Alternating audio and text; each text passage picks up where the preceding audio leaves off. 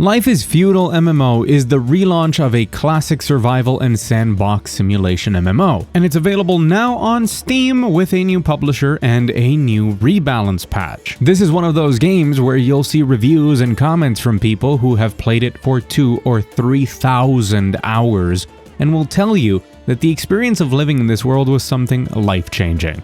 I have never been into these sorts of games, but having recently enjoyed survival crafters and having an unhealthy addiction to Mount & Blade 2 that really gets me in the mood for some of that more medieval aesthetic, when Longtail Games approached me to sponsor a video where I check out the game from a new player's perspective, I thought this was going to be my best opportunity to delve deeper into the genre. So a big thank you to Longtail Games for sponsoring this video. You can use the link in the description to try out Life is Feudal for free for 7 days and 30 days for any returning players as well as those from the LTG platform.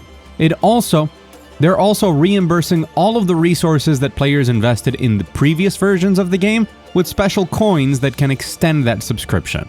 So a big thank you to Longtail Games for sponsoring this video, and it's sponsors like them that can keep this channel running. Once you start the game, you'll find yourself on a tutorial island that has some pretty good tutorializing, although the game will tutorialize a lot even once you get off this island and onto the main game land of Abella. I came into this worried that this would be intimidating and hard to approach since it seems like a very systems-heavy game.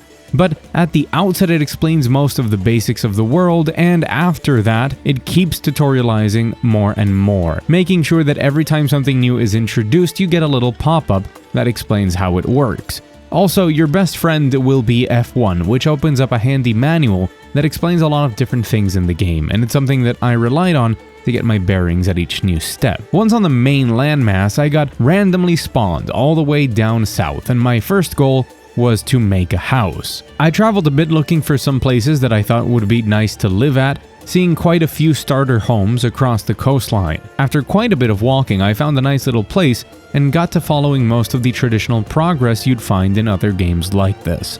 You collect stone and wood in order to craft tools, which you can then use to collect more resources, and then you build different stations, some of them to process those materials to then make better tools and build better things. As I started plotting out my land and gathering those resources and terraforming that land so it could be flat, the barriers that restricted my progress were mostly my levels in my skill tree. Leveling up in Life is Feudal is done by selecting which skill you want to level, and then it will level up over time as long as you have banked experience to do so.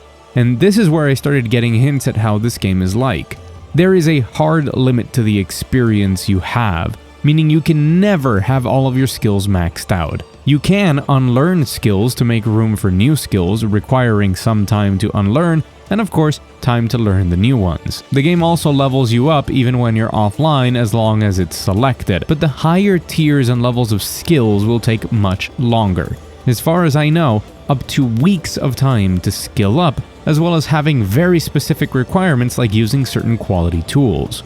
You don't need these skills to make most of your dreams come true in the game. It's designed around a sense of pride and certain things that are exclusive to those who have committed to mastering those skills. And that's because this is a game that requires a lot of time. Its systems and mechanics are based around specializing and needing a community of players to really create a thriving society in the harsh conditions of this world. As I collected all the resources necessary to build my tiny house, and the work put into leveling the land shows just how much of that work is required to build even the tiniest starter home, and how much time and planning is needed to be able to build pretty much anything in the first place. And while graphically the game can show its age, I will say that the general atmosphere that is created is pretty good. I found myself enjoying the soundtrack quite a lot. It fit in right at home with other great soundtracks I've heard in these sorts of games where you're meant to spend very long stretches of time in, and it strikes a balance between being catchy but not really being that overbearing, and it really sets a good tone combined with a lot of ambient sounds, and I think all of this is really important when you're designing a game that's meant to be a hangout for a lot of people to spend a lot of time in. As I said before, terraforming is also a huge part of the game, allowing you to basically terraform whatever you want and even build tunnels as long as you have the tools to do so. and the picture that formed in my mind was that clearly this game is meant to be a huge sandbox that allows players to join together and live out their fantasies. And of course, there is people with thousands of hours in it. The immense satisfaction I felt finishing my tiny starter home is exactly the type of feeling that makes people love these games. But the question that I really had at this point was, just how wild can you get with this? Because I was never going to build a kingdom on my own just checking out this game.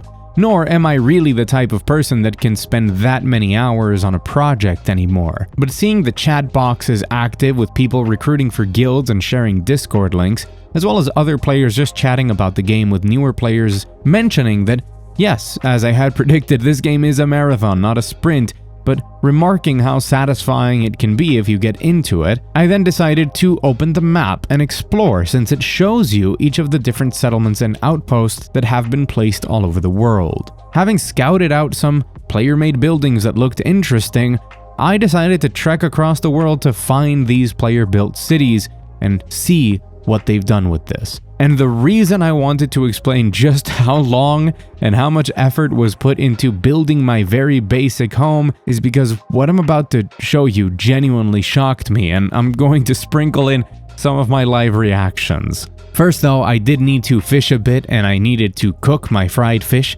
which had been my main sustenance up till now, so that I could keep my hunger up and actually survive. Because this world is massive. We're probably talking 5 to 6 hours of running, because no, I did not have access to horses yet, to cross it. But I set off, with the auto-run key as my best friend in this case. The first thing I encountered very close to where I was this absolutely massive castle, and I'm very happy that I did. People were actively working on it, so I managed to jump in through a hole in the fence to actually see everything that the fortifications hide. The way that it's been distributed to have its own farms and its own gardens and all of the things needed to really build everything that you see here, to process all of the materials. It's just incredible how much work has been put into it, and I could already see that there were 4 or 5 players that were here. I tried speaking to one of them to see if I could get a more in-depth tour. And I'm friendly. I'm a friend. Please stop attacking me. I want to work as your slave. Leave me alone. And they quickly tried to kill me, so I had to run away. Although they did stop attacking me after a while. It kind of makes sense as well. This game has an alignment system, and praying each day increases it. But being mean and doing bad things decreases your alignment, and the lower it goes, the more you lose skills on death, as well as being marked as a criminal if you ever murder someone. Now, I don't actually know if this person would have gotten punished for killing me, because I am technically trespassing on somebody's land, but they did leave me alone, and I got to run away, and I was incredibly shocked to see what this group of people had built. It was genuinely impressive. Speaking of combat, I really didn't get to engage in it much. What I did do was fight some wildlife that attacked me and then died. Its combat system uses different directions to slash from, which I've seen done a lot in different games with this medieval setting. And there is PvP across the entire world with very few restrictions.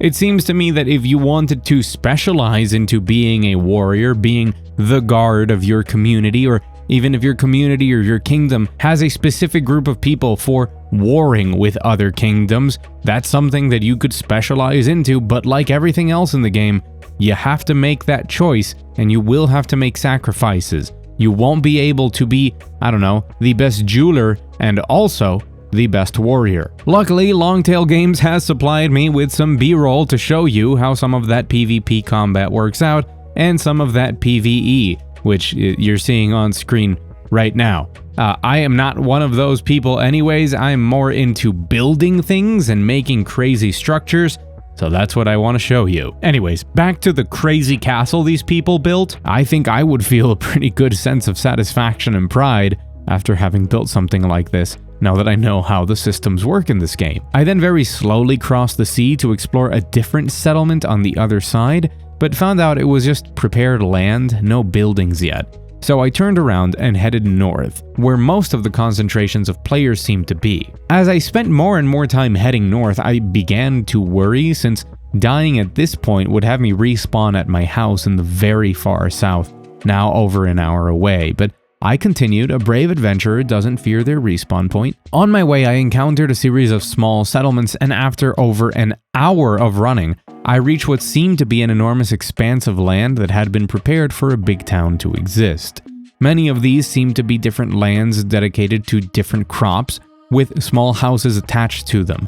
But this didn't feel like castles and more of a traditional village. 40 minutes later, I really can't stress how big this map is, and I should be showing you a time lapse of me running to show you just how big it is.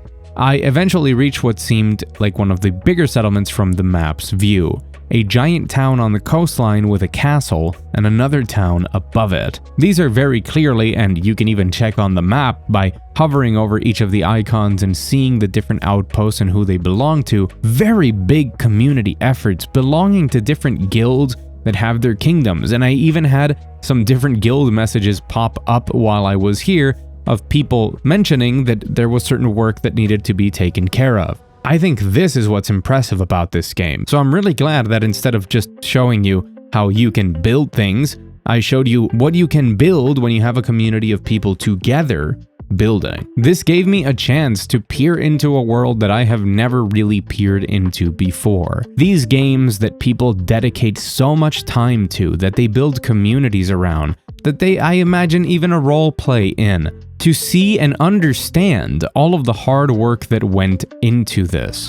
And if you're the type of player who enjoys that sense of community and enjoys long-term projects and the satisfaction that comes with them, if you want a hangout with people to experience that sort of thing, from what I gather in my time playing in this game, there are a lot of people in it doing these sorts of things. So if you're into this sort of thing and you're looking for a game that can satisfy it with this medieval twist, something new to do, you can use the link in the description or in the pinned comment to check out Life is Feudal MMO on Steam. This seems like a hardcore game with a hardcore community that goes hard on it, and if you're interested, you can use that link in the description below for that 7-day free trial, 30 days for returning players, along with the reimbursement of the resources, with the balance of the game having changed.